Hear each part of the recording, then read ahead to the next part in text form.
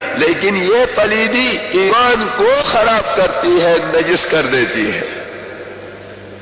اعمال صالح کو پلید کر دیتی ہے، نیکیوں کو برباد کر دیتی ہے۔ ظاہراً ہو سکتا ہے کہ انسان بالکل صاف ستھرا لباس پہنے ہوئے ہو، جوئے میں مصروف ہو اور اسے کوئی نجاست گندگی نظر نہ آئے، لیکن اگر وہ ایمانی چہرہ دیکھنے کی کوشش کرے قرآنی آیات کی روشنی میں، تو اسے یہ ایمانی چہرہ جوا کے بعد بہت گندا محسوس ہوگا، نظر آئے گا، اگر حقیقت بین نگاہ ہو تو۔ اور بہت سے افراد ایسے ہیں کھیل کود میں مصروف ہوتے ہیں، جوا کھیلتے ہیں، کچھ جوان، زیادہ تر جوان ایسی برائیوں میں مصروف ہیں، کسی اور کی کیا بات کرے، اپنا معاشرہ ان برائیوں میں مبتلا ہے۔ اور افسوس یہ ہے کہ میں کھل کر یہ بات کہوں کہ یہاں 7 ہی پولو گراؤنڈ ہے، سال بھر یہاں پر جوا چلتا رہتا ہے، اور اس جوئے میں کوئی اور نہیں ہوتا، بڑے مومن جوان اس میں مصروف ہوتے ہیں۔ تماشا دیکھنے والے بھی وہی، کھیلنے والے بھی وہی، ترغیب دینے والے بھی وہی، پیسہ لوٹانے والے بھی وہی۔ یہ کیا طریقہ ہوا جناب؟ پہلو میں امام باڑہ ہے، امام حسین علیہ السلام کی مجالس جہاں برپا ہوتی ہیں، یہ آپ کے لیے ایک چیلنج ہے، امتحان ہے کہ آپ امام باڑے کو آباد کرتے ہیں یا پولو گراؤنڈ کو آباد کرتے ہیں۔ ہو سکتا ہے انسان خوش ہو جائے کہ پولو گراؤنڈ نزدیک ہوا، ہر بری چیز وہاں چلتی ہے، مجھے کرایہ خرچ کرنے کی ضرورت نہیں پڑی، نزدیک ہی سارے مقاصد حل ہو جائیں گے، لیکن یہ بڑا ہے، یہ مصیبت ہے، یہ آپ کے امتحان، آپ کے ایمان کے لیے چیلنج ہے۔ اور معلوم یہ ہوا ہے کہ بڑے اچھے افراد جنہوں نے اپنی زندگی میں کئی نیکیاں انجام دی ہیں، حج بجا لا چکے ہیں، بتانے میں کیا آ رہے، حج بجا لا چکے ہیں، لیکن ابھی سنا ہے کہ وہ جوئے میں بھی مصروف ہیں۔ افسوس کی بات ہے، یہ ہے پلیدی، یہ ہے وہ نجاست جو ممکن ہے کہ حج جیسے پاکیزہ عمل کو بھی آلودہ کر دے، خراب کر دے۔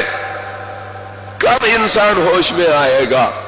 2 پیسے چندے میں آئے، جیب میں آئے تو انسان بھول جائے اپنی ان اچھی نیکیوں کو اور اعمال کو جن کی وجہ سے اسے کرامت و بزرگی ملتی ہے۔ کیوں انسان اتنی شقاوت پر اتر آئے؟ کیوں انسان اتنی برائی پر اتر آئے؟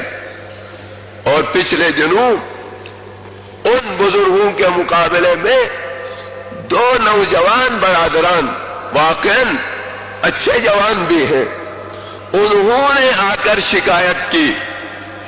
دیکھیے غیرت کی بات ہے میرے محترم بزرگ حاجی صاحبان کہ 2 بچے جو ابھی حد بلوغ کو پہنچے ہیں، وہ آ کر کہتے ہیں کہ فلاں جگہ پولو گراؤنڈ میں حجاج کرام 2 جوا کے عمل میں مصروف ہیں، جوان بگڑتے جا رہے ہیں، آپ کچھ کہیں۔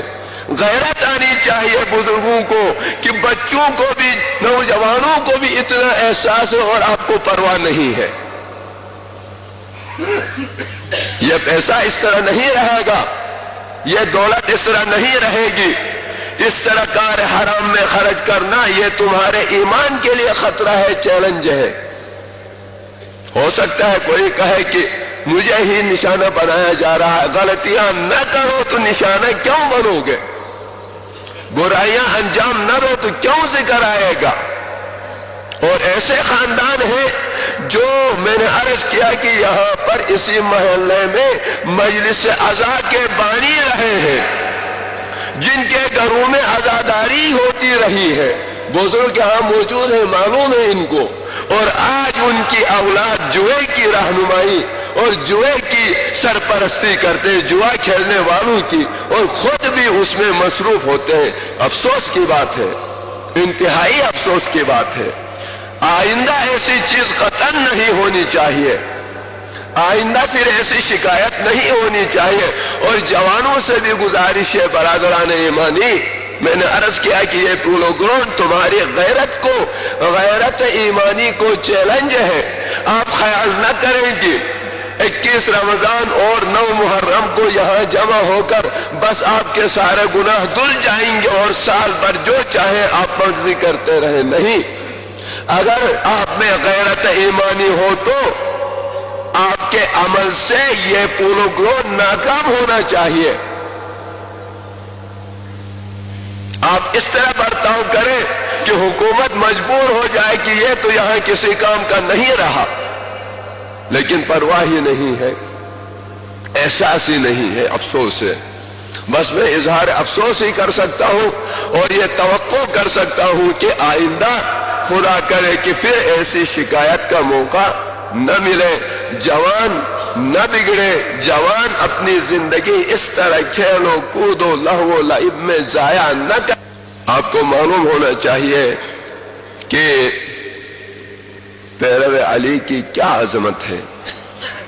خواتین سے بھی گزارش ہے کہ وہ بھی اپنی عظمت و مقام کو سمجھے۔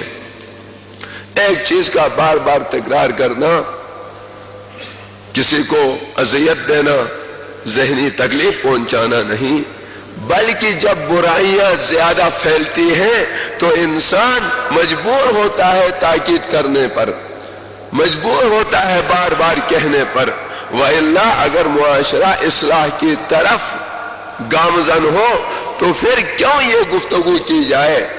آج 9 محرم عزاداری امام حسین کے ایام، یہاں پر صرف عزاداری کا ذکر ہونا چاہیے، لیکن چونکہ ایسے کام معاشرے میں ہو رہے ہیں جو مقصد قیام حسین کے خلاف ہے، لہذا امام حسین پہ گریہ کرنے سے پہلے معاشرے کی ان برائیوں پہ رونے کی ضرورت پڑتی ہے۔